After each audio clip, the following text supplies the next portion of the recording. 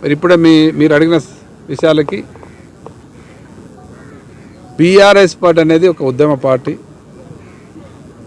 తెలంగాణ రాష్ట్ర సాధన కొరకే ఏర్పడి తెలంగాణ అభివృద్ధి కొరకు కట్టుబడి తెలంగాణను కనీ విని ఎరగని అభివృద్ధి చేసి చూపించడం జరిగింది ముఖ్యమంత్రి కేసీఆర్ గారి ఆధ్వర్యంలో.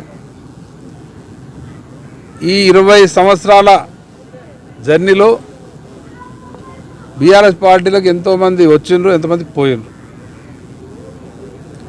కానీ బీఆర్ఎస్ పార్టీ మాత్రం అట్లే ఉంది, ప్రజలకు సేవ అందిస్తూ ఉంది.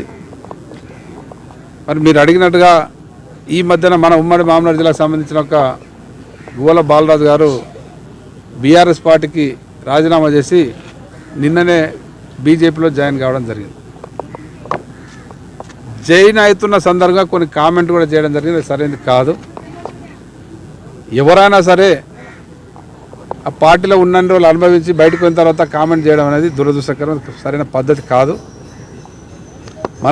మనకు ఈ స్థాయి రావడానికి ఎవరు కారణం అనేది గుర్తించుకోవాల్సిన బాధ్యత అందరి మీద ఉంటుంది. మరి ఆయన మాటలు అనేవి ఆయన విజ్ఞతకు వదిలేస్తూ ఉన్నాం. భవిష్యత్తులో ఆయన బీజేపీలో మంచిగా అభివృద్ధి కావాలని కూడా కోరుకుంటా ఉన్నాం. మరి ఈరోజు తెలంగాణ రాష్ట్రంలో తెలంగాణ ప్రజలందరూ కూడా ఎప్పుడు ఎలక్షన్ వస్తా, ఎప్పుడు మళ్ళీ కేసీఆర్ను ముఖ్యమంత్రి చేసుకుందామని ఎదురు చూస్తూ ఉన్నారు. ప్రజలు అనుభవిస్తున్నారు. అయ్యా నాకు తెలిసి ఉమ్మడి జిల్లాలో కానీ రాష్ట్రంలో కానీ ఆ పొరపాటు ఇంకెవరు చేయరు. నేను యాజ్ ఏ వెల్విషర్గా చెప్దాం అనుకున్నట్టు బాలరాజు గారికి సరే ఆయన చేసిందే రాంగ్ స్టెప్. వాళ్ళు ఇంకెవరో పోతారు అనేది అయితే అవకాశం లేదు. ఎవరు ఆ తప్పు చేయరు. ఎందుకంటే మన రాష్ట్రంలో భవిష్యత్తు బీఆర్ఎస్ పార్టీకి అనేది అందరికి అర్థమైంది.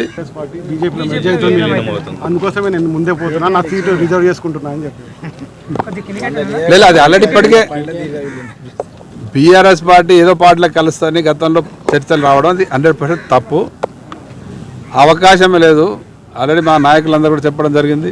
మొన్న కేటీఆర్ కూడా చెప్పడం జరిగింది. తెలంగాణ ఉన్నంత వరకు బీఆర్ఎస్ పార్టీ ఉంటుంది. బీఆర్ఎస్ పార్టీ ప్రజలకు సేవ చేసే పార్టీ. బీఆర్ఎస్ పార్టీ ఏ పార్టీలోకి కలవడానికి అవకాశం లేదు. ఎవరైనా మా దాంట్లో కలిసినా మేము కలుపుకోం.